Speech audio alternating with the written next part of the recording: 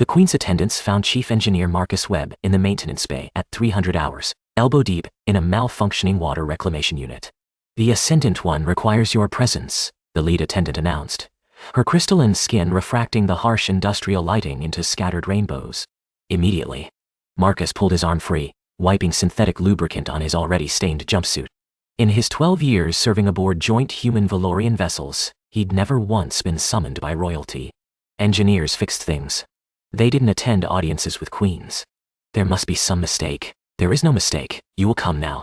The walk to the royal quarters took them through 7 security checkpoints and 3 decontamination chambers. Marcus had helped design half the ship's environmental systems, but he'd never been to this section. The air here tasted different, thinner, sweeter, carrying trace elements his human lungs could barely process. The attendant stopped at a door that looked like frozen starlight given form. "You will enter alone. You will not speak unless addressed. You will not look directly at the Ascendant One unless permitted." The door dissolved, and Marcus stepped through. The chamber beyond defied his engineering sensibilities. No visible supports held the vaulted ceiling. Bioluminescent organisms pulsed in the walls, casting everything in shifting blue-green shadows. And there, at the center of it all, sat Queen Vel'thira of the Seventh Harmonic. She looked terrible. Marcus had seen images of Vel'thirian royalty before. Luminous beings of impossible grace, their semi-translucent bodies housing constellations of neural light. Queen Vel'thira's light had dimmed to a sickly flicker. Her 4 arms hung limp. The delicate sensory fronds that crowned her head drooped like wilted flowers. "You are the human who tells stories." Her voice resonated somewhere behind his sternum, bypassing his ears entirely. Marcus blinked. "Your Ascendancy, I'm an engineer. I fix environmental systems and crewman Yuki Tanaka. Crewman Jorge Reyes. Lieutenant Commander Sarah Chen." The Queen's eyes, all 6 of them, fixed on him with exhausted intensity. "All 3 have reported hearing you tell stories during the night cycle, stories of impossible things. Those are just bedtime stories, Your Ascendancy. Old Earth tales. I tell them to help the younger crew members sleep when they're homesick." Sleep. The word came out fractured, desperate. "I have not achieved neural consolidation in 20 planetary rotations. My physicians are baffled, my attendants are useless, my empire requires a functional monarch, and I am becoming—" She paused, her light flickering dangerously. "I am becoming something broken." Marcus stood very still. He'd read about Vel'thirian sleep cycles during his cultural sensitivity training. Their version of sleep involved a complete shutdown of conscious neural activity, while their subconscious minds processed and organized information. Without it, they experienced cascading system failures, hallucinations, personality fragmentation. 20 days without sleep would have killed a human. For a Vel'thirian queen, it was a slow-motion catastrophe. "Your Ascendancy, I'm honored, but I don't see how children's stories could possibly—" "Your crewmates fall asleep when you speak. I have reviewed the security recordings." Her voice cracked with something that might have been shame. "I'm the Ascendant, one of the Seventh Harmonic. I have commanded fleets. I have negotiated treaties that prevented galactic wars. And I am asking a human maintenance worker to tell me a bedtime story, because I have tried everything else, and I am so tired I can no longer remember my mother's face." The raw desperation in her admission hit Marcus harder than he expected. He'd spent 20 years in space, watching officers and commanders maintain their facades until those facades cracked. He knew what it cost someone to admit they were drowning. "I'll need a chair," he said quietly. "And permission to speak freely. The stories don't work if I'm worried about protocol." The Queen's fronds twitched. "You would require informality? With me? The stories aren't formal, Your Ascendancy. They're about comfort, safety. A voice in the dark, telling you that everything will be okay, even when you know it might not be." For a long moment, the Queen simply stared at him. Then, slowly, one of her arms gestured. A section of floor rose and shaped itself into something approximating a human chair. "You have permission to speak freely, Engineer Webb, and you may call me Vel'thira, just, please." Her light dimmed further. "Please help me sleep." Marcus settled into the chair, acutely aware of the absurdity of his situation. 12 years of service. Countless repairs to keep crews alive in the void. And now his most important mission was telling a fairy tale to an alien queen who'd forgotten how to rest. He cleared his throat. "Once upon a time, in a kingdom far away, there lived a young girl with hair as red as autumn leaves." 3 weeks into their arrangement, Marcus realized he was running out of stories. He'd exhausted the Brothers Grimm, burned through Hans Christian Andersen, worked his way through every half-remembered tale his grandmother had told him in her tiny apartment in Sao Paulo, back when Earth still felt like home. The Queen Vel'thira, as she insisted he call her now, had developed preferences. She didn't care for stories where children were abandoned in forests. She found tales of romantic love confusing, unable to grasp why humans would restructure their entire lives around a single person. But stories of found families, of unlikely alliances, of small creatures defeating large obstacles through cleverness, those made her neural lights pulse with something like contentment. "Why do so many of your stories involve sleep?" she asked one night, her voice already growing drowsy. Marcus had learned to recognize the signs, the way her fronds relaxed, the slower rhythm of her bioluminescence. "Because humans fear the dark," Marcus said. "We evolved on a planet where predators hunted at night. Sleep made us vulnerable. So we told stories to make the darkness feel less threatening, to remind ourselves that morning always comes." Vel'thira's primary eyes focused on him with an intensity that made his chest tight. "You fear vulnerability. Everyone fears vulnerability, he caught himself. "I did not. Before." Her light flickered erratically. "Before this affliction, I had not felt fear since I was a nymph. Queens do not experience fear. It is bred out of us. But now."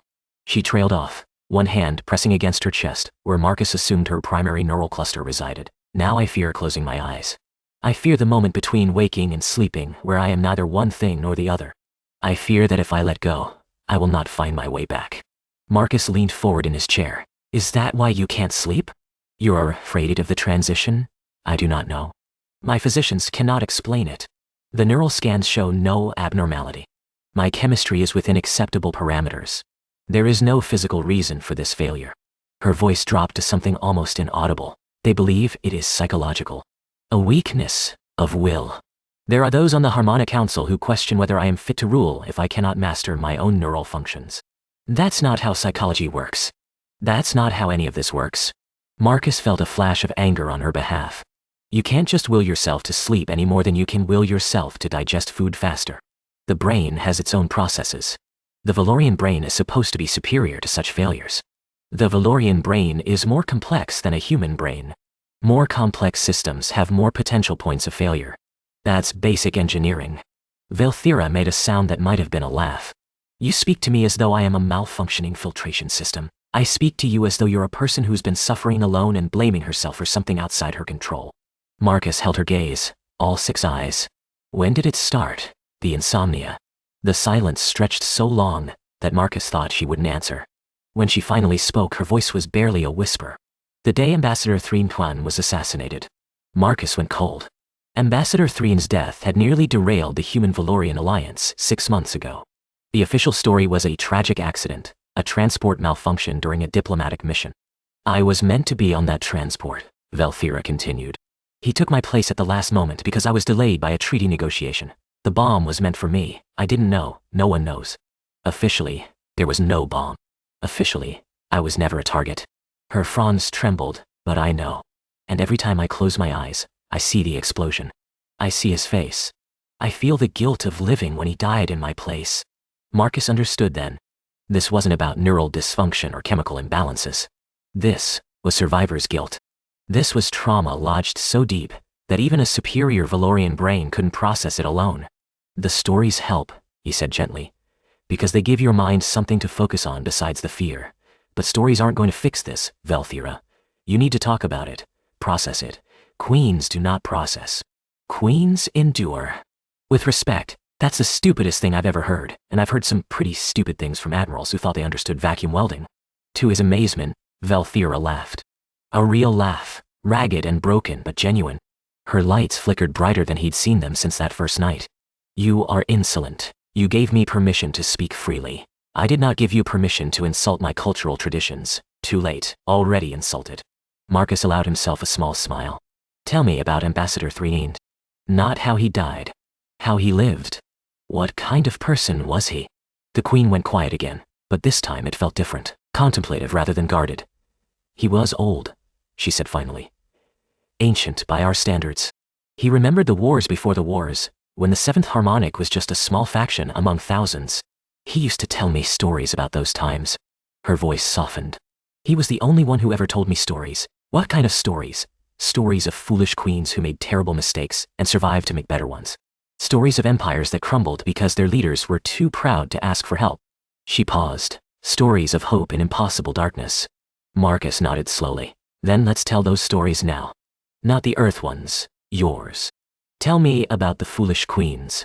Tell me about the empires that crumbled. Share the stories he shared with you. You wish me to tell you stories? Confusion rippled through her lights. I am not a storyteller. I am not. You're someone who loved a person who's gone. And the only way to keep them alive is to pass on what they gave you. Marcus settled back in his chair. I'll listen. As long as you need. That night, for the first time, Queen Vel'thira told stories instead of receiving them. Her voice trembled at first, uncertain of itself. But as the hours passed, as she recounted tales of ancient heroism and modern wisdom, her lights grew steadier. She slept for 14 hours straight. The assassination attempt came on a Tuesday. Marcus was in the engineering bay when the alarm started screaming. He'd been working on a routine calibration, nothing urgent, his mind half occupied with the story he was planning for that night. A Valorian legend about a navigator who'd charted a course through a dead star's heart. Then the explosion rocked the deck, and everything became chaos. Emergency bulkheads slammed shut around him. The lights shifted to amber, then red. Through the ship's communication system, he heard fragmented reports, breach in the royal quarters, hostile forces, Queen's Guard engaged. Marcus was moving before he consciously decided to move. He knew this ship. He'd crawled through every maintenance tunnel, traced every power conduit, memorized every access point that didn't appear on any official schematic. The security teams would be taking the main corridors, where the attackers expected them to come. Marcus took the ventilation system. The crawl seemed to take hours, though it couldn't have been more than 15 minutes. His shoulders scraped against metal. His lungs burned from the emergency atmosphere mix. Twice he had to stop and reroute when he encountered sections compromised by the initial blast. When he finally reached the royal quarters, he emerged through a maintenance panel to find carnage. 4 of the Queen's Guard lay motionless on the floor, their crystalline bodies shattered. The beautiful chamber, with its bioluminescent walls, had become a killing ground. At the center, surrounded by 5 armored figures, stood Vel'thira. She was magnificent. Despite the chaos, despite the obvious danger, the Queen had not fled. Her 4 arms moved in complex patterns, generating some kind of defensive field that the attackers' weapons couldn't penetrate. Her neural lights blazed with furious intensity. But Marcus could see what the attackers couldn't. Each impact against her shield drained her. Each second she held them off cost her strength she didn't have to spare. She'd barely been sleeping 6 hours a night, even with his help. She was burning through reserves that weren't there. She was dying. Marcus grabbed a plasma cutter from his belt. Standard engineering equipment, designed for cutting through hull plating. Against armored soldiers it would be like throwing rocks at a battleship. He grabbed it anyway. The first attacker never saw him coming. Marcus hit him from behind with the cutter at maximum output, aiming for the joint between helmet and collar. The armor held, but the neural shock from the energy discharge dropped the soldier like a puppet with cut strings. The second one turned, raising a weapon that could have vaporized Marcus where he stood. Vel'thira's shield lashed out like a living thing. It wrapped around the attacker's arm and squeezed. The crack of breaking exoskeleton filled the chamber. After that, it was chaos. Marcus fought without skill, without training, driven by nothing but desperate fury and the engineering pragmatist's instinct to attack structural weaknesses. He took hits that would leave bruises for weeks. At one point, a blade skidded across his ribs, opening a gash that immediately began soaking his jumpsuit with blood. He didn't stop. When the last attacker fell, when the silence finally descended, Marcus found himself on his knees, bleeding, shaking, staring at the Queen across a floor littered with bodies.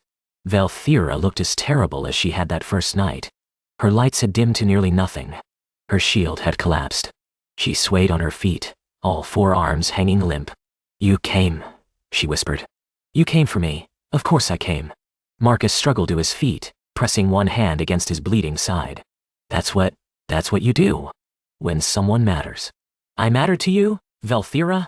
He limped toward her, each step sending fresh agony through his ribs. I've spent 3 months telling you bedtime stories. I've learned the legends of your people. I've listened to you talk about Ambassador Threnant. I've watched you fight harder than anyone I've ever known to become the queen your people need. He stopped in front of her, close enough to see the exhausted flicker of her neural lights.